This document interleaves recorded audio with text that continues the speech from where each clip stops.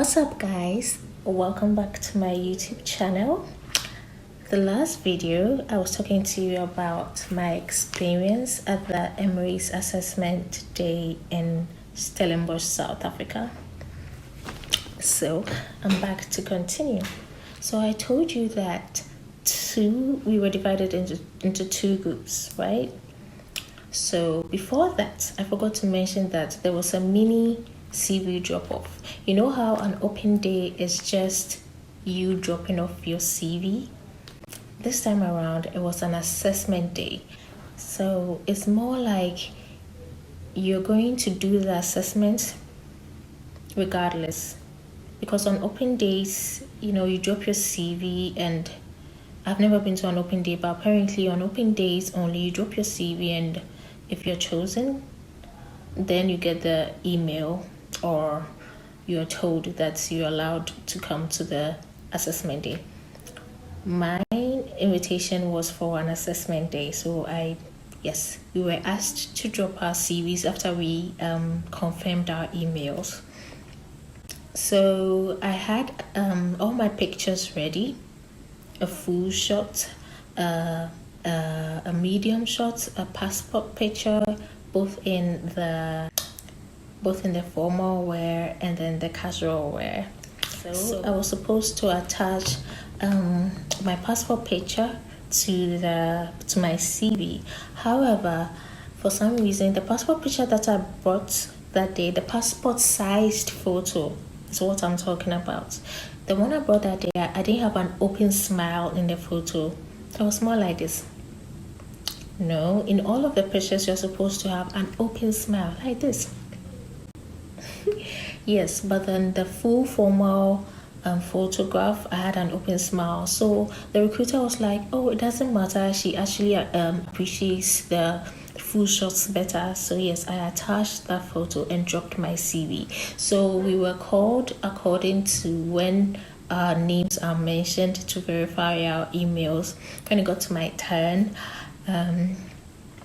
she was like, okay, thank you very much. Do you have any questions for me? And I was like, no, all good, man. And then she took my CV and sort of, registered me. So after that, we were grouped into two groups.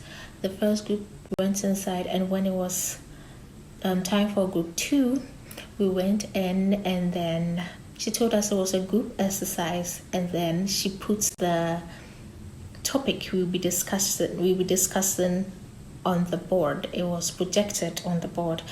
And if I remember clearly, it was a scenario where there was a plane crash, and there were some items available, and we were supposed to decide which items that we would pick out of the group. I think we were supposed to select 5 of the most important objects that would help the survival of the people involved in a crash. So we were grouped into twos. So this group is made up of 15 people, right?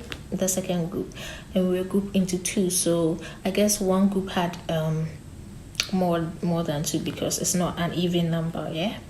So I had my partner, and so we were supposed to begin the discussion.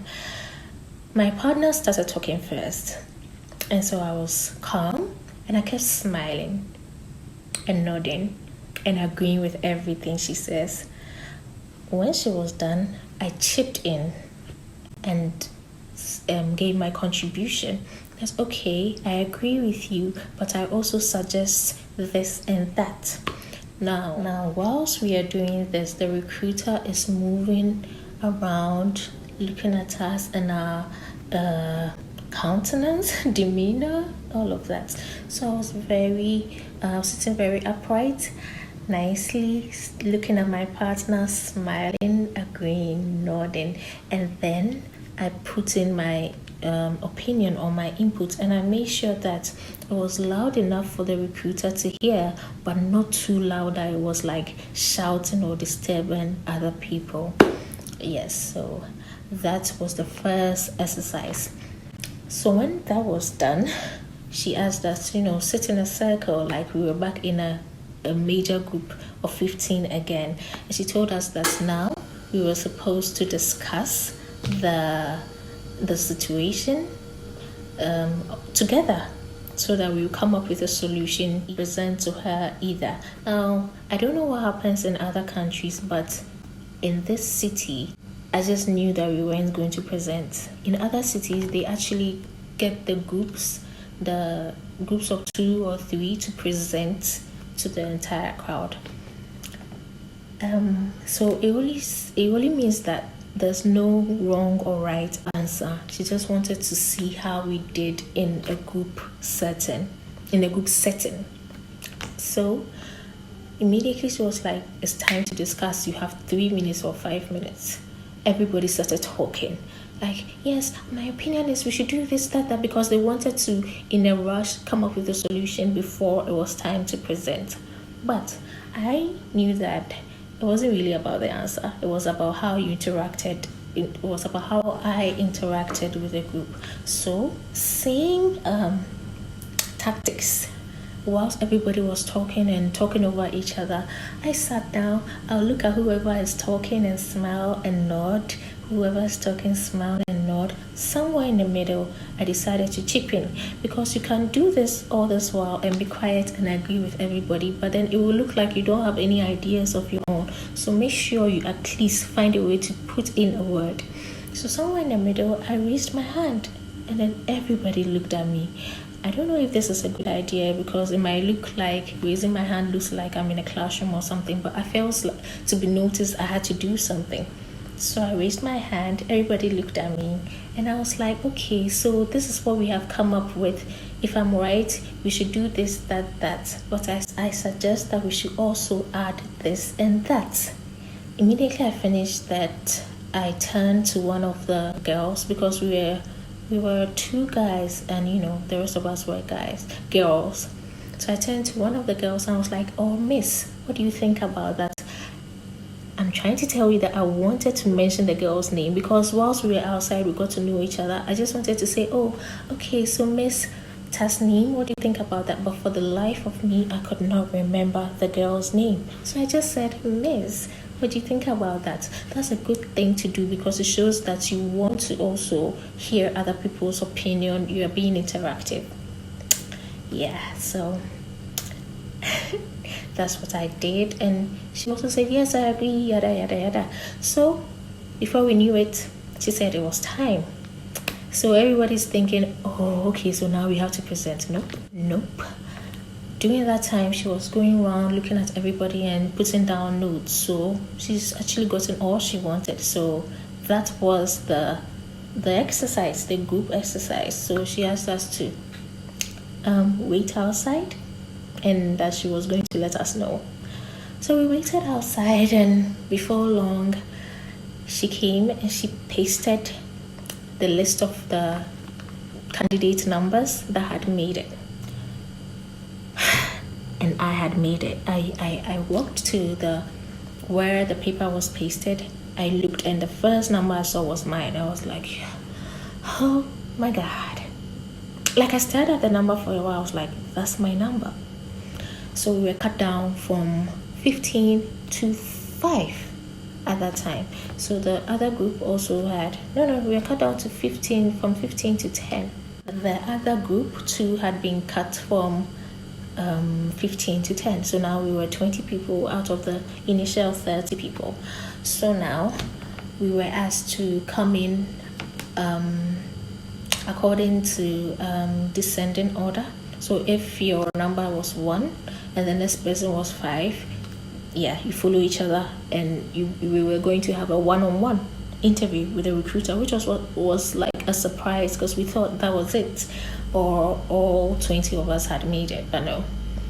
So we went there, and then I think we were about 10 at this point. So we went in one by one, and when I went in there, when it was my turn, and she was like, hello, I would have to take off my shoes to do the reach test. The reach test is for them to know that you are tall enough to be able to reach higher objects. So there's a mark there that you're supposed to touch with your fingers or hand on your tiptoes without shoes. But for boys, you're allowed to wear shoes, but you're not allowed to tiptoe. So yes, I think I'm tall enough, and I am. So I did the reach test, and then she asked me to also stand on a scale, and she took my weight. After that, she was like, okay, you can wear your shoes and then sit down. I sat down, and then we had our one-on-one interview. So still at this point, I'm very calm and collected and confident. So my question was, when was a time at oh no, first of all, she asked me that looking at my CV, she sees that I have work experience, but it looks like most of them are in the office. I was like, I have other experiences where I had to relate to actual human beings. For instance, I was a waitress, and during my time as a waitress, I was able to relate to a lot of people physically. And she was like, okay, so when was the time at work that I was able to influence my co-workers? And yes, there was this time where I influenced them to, as a whole story. But yes, you have to look in the back of your mind to know if there's any instance like that. If there's none, make some up. Just make it sound realistic. Yeah. So that's what I said. And then she was like, thank you very much. I'll talk to you. I'll see you later. And so I waited outside, and before long she came again, and she pasted the list of people who had made it to the final interview. And guess what? It was only 6 numbers, and mine was one of them. I was very excited, and yeah, she called us back in and then told us exactly what was next, that we were going to receive an email that will give us a link to the app Higher View, which we will be using for our final video interview. Yes, and she asked us to show us our pictures, and if there's anything we should change, that we should actually take new pictures, and showed us how to take the pictures and everything. But if you're a Ghanaian like me, or you're from a country where English isn't your first language, you receive a mail, and in that mail you get a link to do an English test and an aptitude test or personality test. But the personality test was for all of us. So yeah, she also gave us a form to fill and declare if we had any scars. I did not declare any scars. I didn't have any scars that were so pronounced or that would show outside of my uniform. So I said I didn't have any of that. And then I filled in the number of languages I can speak. I speak English and then my local dialect. She said it's good, I should add the local dialect. I added it. We filled the form. She took it. She congratulated us, gave us good advice to study hard for the interview and all the best. And yeah, that was the end of the assessment. Yes, so basically this was the process. A first group exercise, a second one in a big group, and in some countries you would have to do representation, so practice that. Reach test, they take your weight, one-on-one interview, and then when you pass, you do the online video interview. So my next video will be my online final interview experience, but as for now, I'm done. Yeah, so I hope you learned a lot. If you have any questions, you can ask them in the comment section. I'll be very happy to reply and answer you.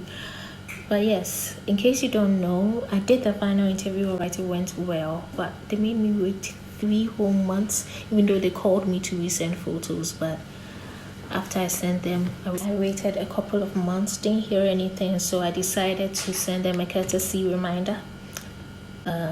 And 5 days after that, I received a regrets mail, which was very heartbreaking.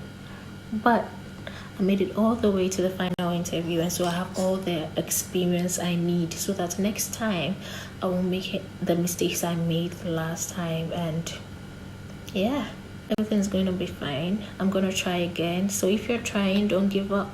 Keep pushing. So like, subscribe, and comment. I'll see you in the next video, which would have the questions that I was asked during my final interview. I love you guys. Like and subscribe. Love you. Bye.